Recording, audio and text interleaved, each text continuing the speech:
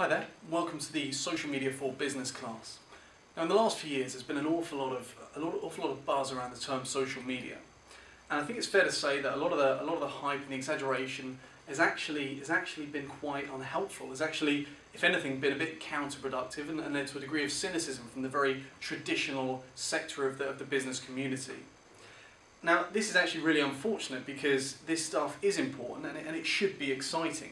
In the last 7 or 8 years, things have changed enormously, and now not only businesses but also consumers, almost universally, have the ability to produce media online. Just about every business, in a sense, now has the opportunity to be its own media agency, and this, of course, has changed things significantly. It now means that there are opportunities available in just about every market that weren't available 10 years ago.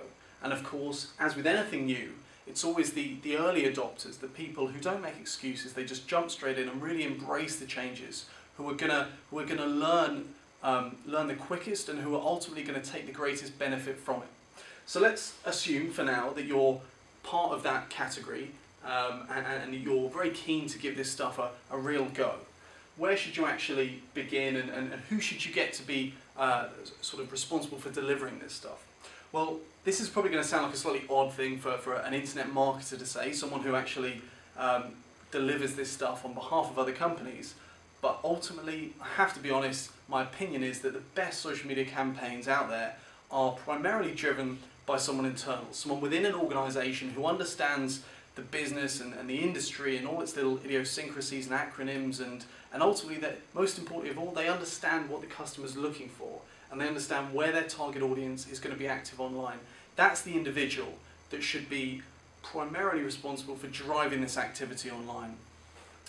So where should they begin it? Well, this is a general rule, probably a bit too general, but what I would say is that if you're a very small organisation, 1, 2, 3 people, it's probably best to be very selective early on, because I say this stuff, very often I say this stuff is, completely free, and that's why it's such a great opportunity, but actually there is a cost attached to it, and that's time.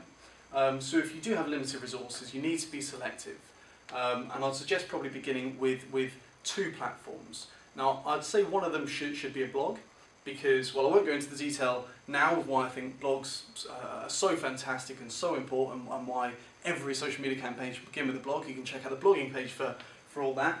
But let's just say that one of them should be a blog, and then the other should be specific to your target audience. So let's say that you're trying to tap into the youth demographic, and you have a very relaxed feel to your brand. Well, then Facebook's probably an obvious place to begin. Or maybe you're a bit more corporate, so you want to start with LinkedIn. Or let's say that the physical presence of your business is very important. You want to get people actually coming through the door. Well, then perhaps something like Foursquare or Facebook Places or other of the location-based social networks, they might represent good opportunities for you. Now, obviously, in the longer term, if you start to get a return on that initial investment of time, you can then expand it and you can explore other opportunities elsewhere. But in order to be able to do that, of course, you need to ensure that you have some effective way of tracking progress, some effective way of monitoring the impact that this stuff's having on the bottom line of your business. And that's absolutely critical. If you're a larger business, if you're a larger organisation, then you can probably afford to be a bit more aggressive from the word go. And you can probably afford to with your additional resources explore a few more platforms. But I think the real advantage that larger businesses have is that they can be more selective in terms of who they get to manage each aspect of it. So if they have, for example, someone who spends almost all their time already on Facebook and they're very social, well, they're probably an ideal candidate for managing the Facebook side of things. If they've got someone with a bit of video editing experience, and that individual might be ideal for the YouTube side of things, or perhaps someone who really enjoys putting pen to paper and writing, or particularly in a sort of creative style, they could be ideal for the blog. So it's all about finding the right personality, the right individual with the appropriate skill set to manage each aspect of it, to make sure they enjoy it, and ultimately to make sure that they really see a benefit from it. Having said all that stuff, I think the most important piece of advice I can give is ultimately just to make a start somewhere.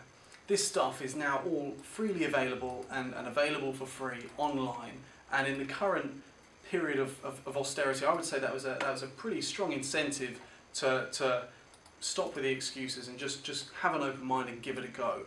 And to look at it from another angle, of course, what it does mean is that even if you don't do that, your competitors will be doing it. So I think it's critical.